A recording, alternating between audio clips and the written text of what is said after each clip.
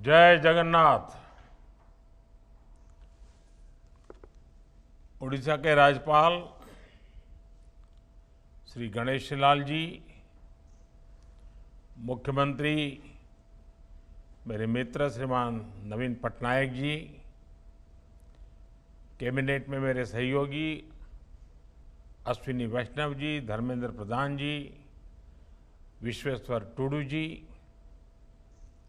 अन्य सभी महानुभाव और पश्चिम बंगाल एवं ओडिशा के मेरे सभी भाइयों और बहनों, आज ओडिशा और पश्चिम बंगाल के लोगों को वंदे भारत ट्रेन का उपहार मिल रहा है। वंदे भारत ट्रेन आधुनिक भारत और आकांक्षी भारतीय दोनों का प्रतीक बन रही है। आज जब वंदे भारत एक स्थान से दूसरे स्थान पर यात्रा करती है, गुजरती है, तो उसमें भारत की गति दिखाई देती है और भारत की प्रगति भी दिखाई देती है। अब बंगाल और ओडिशा में वंदे भारत की ये गति और प्रगति दस्तक देने जा रही है। इससे रेल यात्रा के अनुभव भी बदलेंगे और विकास के मायने भी बदलेंगे। अब कोलकाता से दर्शन के लिए पुरी जाना हो या पुरी से किसी काम के लिए कोलकाता जाना हो, ये यात्रा केवल 6.5 घंटे की रह जाएगी। इससे समय भी बचेगा, व्यापार और कारोबार भी बढ़ेगा और युवाओं के लिए नए अवसर भी तैयार होंगे। मैं ओडिशा और पश्चिम बंगाल के लोगों को इसके लिए बहुत बहुत बधाई देता हूं।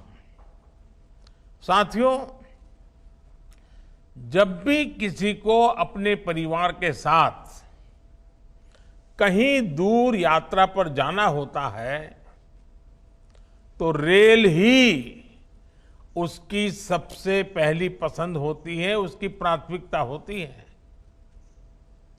आज ओडिशा के रेल डेवलपमेंट के लिए और भी कई बड़े कार्य हुए हैं।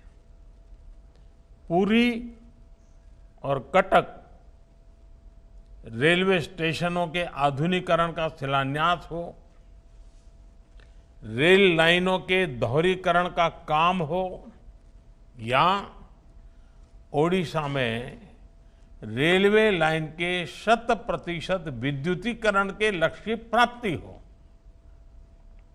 मैं इन सभी के लिए ओडिशा के लोगों को बहुत बहुत बधाई देता हूं।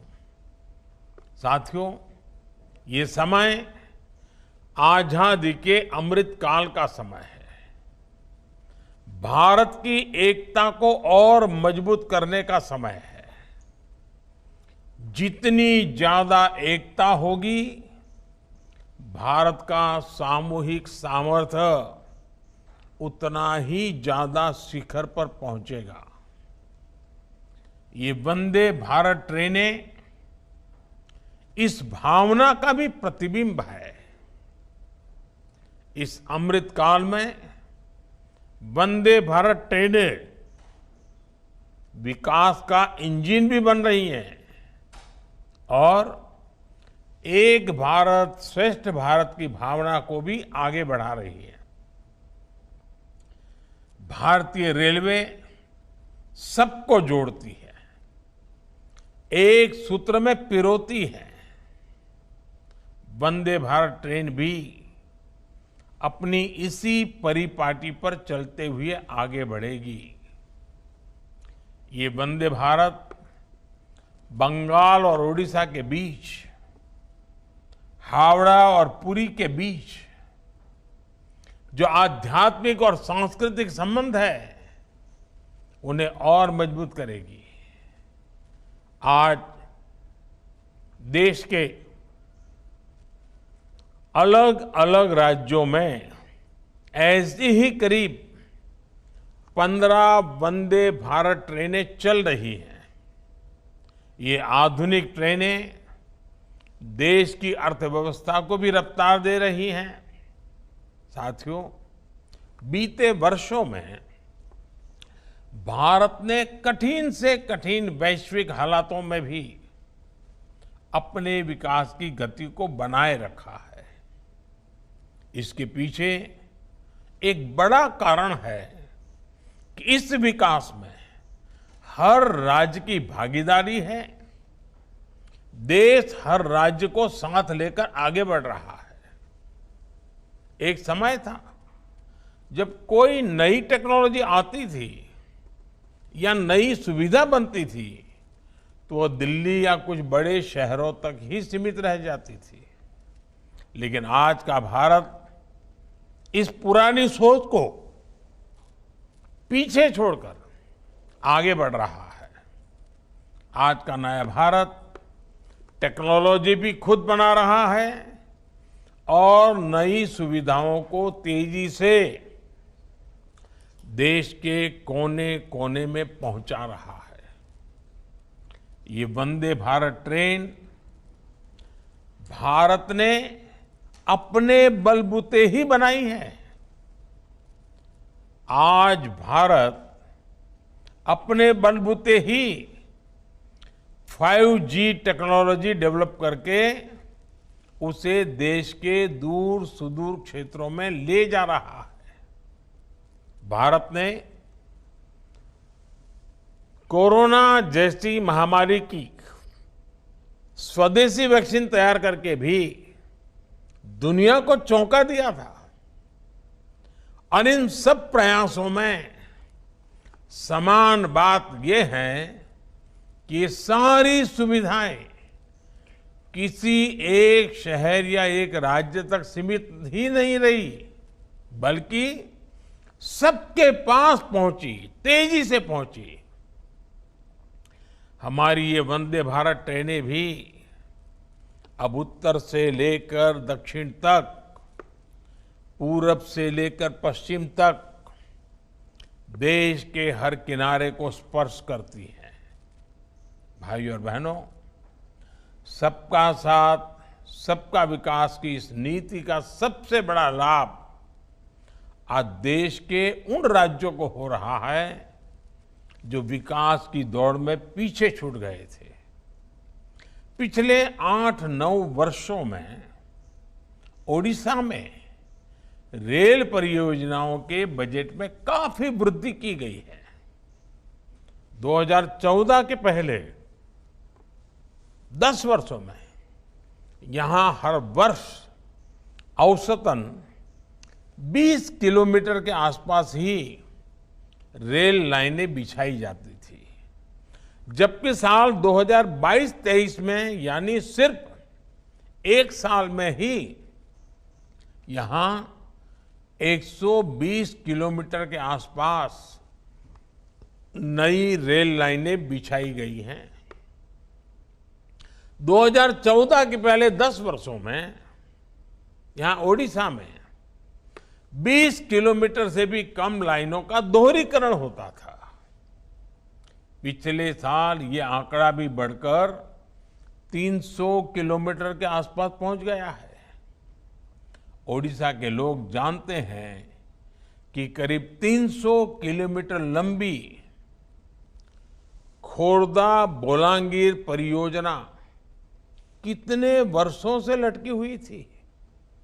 आज इस परियोजना पर भी बहुत तेजी से काम चल रहा है।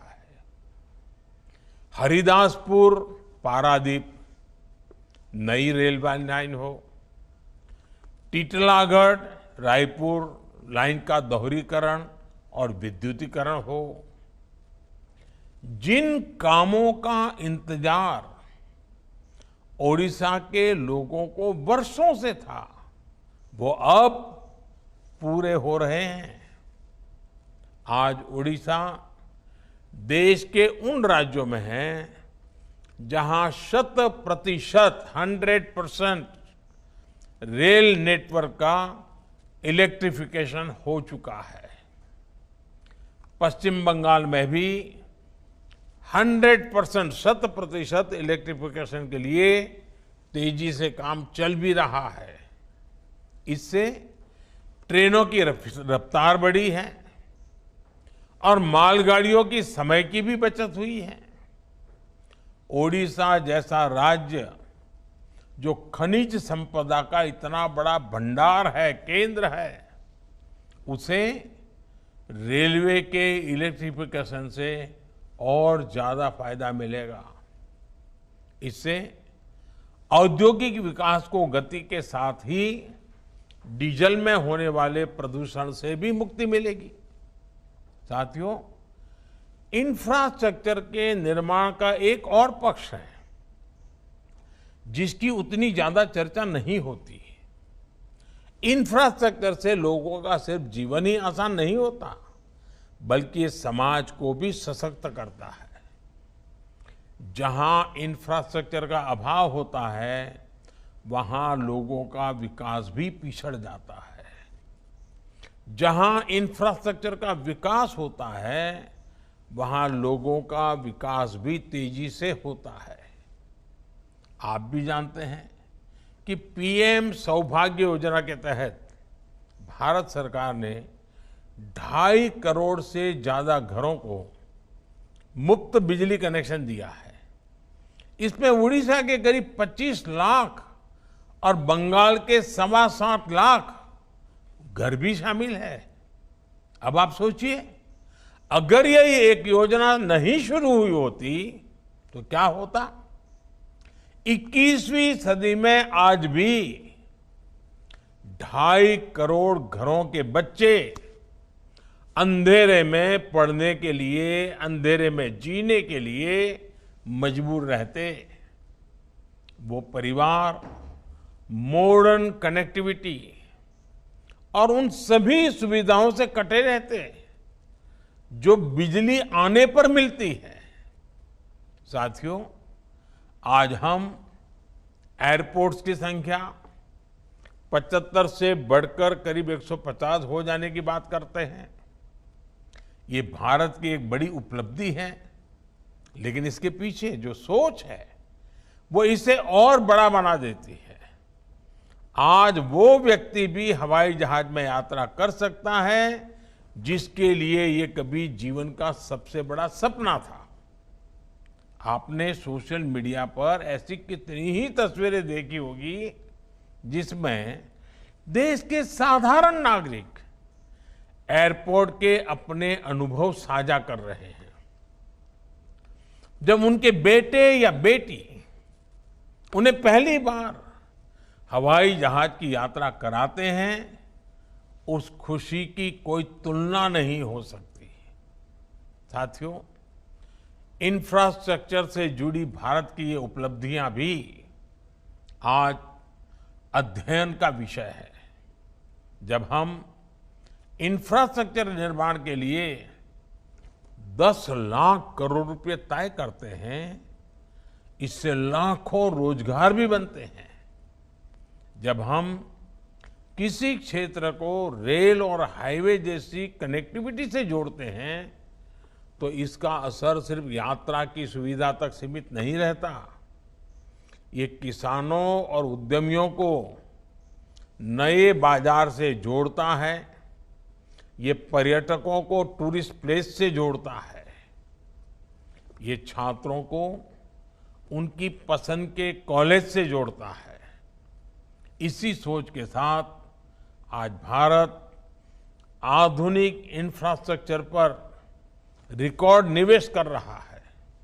साथियों, आज देश जन सेवा ही प्रभु सेवा की सांस्कृतिक सोच से आगे बढ़ रहा है। हमारी आध्यात्मिक व्यवस्था ने सदियों से इस विचार को पोषित किया है। पुरी जैसे तीर्थ, जगन्नाथ मंदिर जैसे पवित्र स्थान इसके केंद्र रहे हैं। भगवान जगन्नाथ के महाप्रसाद से सदियों से कितने ही गरीबों को भोजन मिलता रहा है। इसी भावना के साथ आज देश प्रधानमंत्री गरीब कल्याण योजना चला रहा है। 80 करोड़ लोगों को मुफ्त राशन दे रहा है। आज किसी गरीब को इलाज की जरूरत होती है तो आयुष्मान कार्ड के जरिए 5 लाख तक मुफ्त इलाज उसे मिलता है। करोड़ों गरीबों को प्रधानमंत्री आवास योजना के तहत पक्के मकान मिले हैं। घर में उज्ज्वला का गैस सिलेंडर हो या जल जीवन मिशन के तहत पानी की सप्लाई हो, आज गरीब को भी वो सब मौलिक सुविधाएं मिल रही हैं जिनके लिए उसे पहले बरसों इंतजार करना पड़ता था। साथियों, भारत के तेज विकास के लिए भारत के राज्यों का संतुलित विकास भी उतना ही आवश्यक है। आज देश का प्रयास है कि कोई भी राज्य संसाधनों के अभाव के कारण विकास की दौड़ में पिछड़ना नहीं चाहिए। इसलिए 15वें वित्त आयोग में ओडिशा और बंगाल जैसे राज्यों के लिए पहले के मुकाबले ज्यादा बजट की सिफारिश की गई। ओडिशा जैसे राज्य को तो इतनी विशाल प्राकृतिक संपदा का भी आशीर्वाद मिला हुआ है, लेकिन पहले गलत नीतियों के कारण राज्यों को अपने ही संसाधनों से वंचित रहना पड़ता था। हमने खनिज संपदा को ध्यान में रखते हुए खनन नीति में सुधार किया। इससे आज खनिज संपदा वाले सभी राज्यों के राजस्व में काफी वृद्धि हुई है। जीएसटी आने के बाद टैक्स से होने वाली आमदनी भी काफी बढ़ गई है। ये संसाधन आज राज्य के विकास के लिए काम आ रहे हैं, गांव गरीब की सेवा में काम आ रहे हैं। ओडिशा प्राकृतिक आपदाओं का सफलता से मुकाबला कर सके, इस पर भी केंद्र सरकार का पूरा ध्यान है। हमारी सरकार ने ओडिशा को आपदा प्रबंधन और एनडीआरएफ के लिए 8,000 करोड़ रुपए से ज्यादा की राशि दी है। इससे साइक्लोन के दौरान जन और धन दोनों की सुरक्षा में मदद मिली है। साथियों, मुझे विश्वास है आने वाले समय में ओडिशा, बंगाल और पूरे देश के विकास की ये गति और बढ़ेगी। भगवान जगन्नाथ, मां काली, उन्हीं की कृपा से हम नए और विकसित भारत के लक्ष्य तक अवश्य पहुंचेंगे। इसी कामना के साथ आप सभी को बहुत बहुत धन्यवाद। फिर एक बार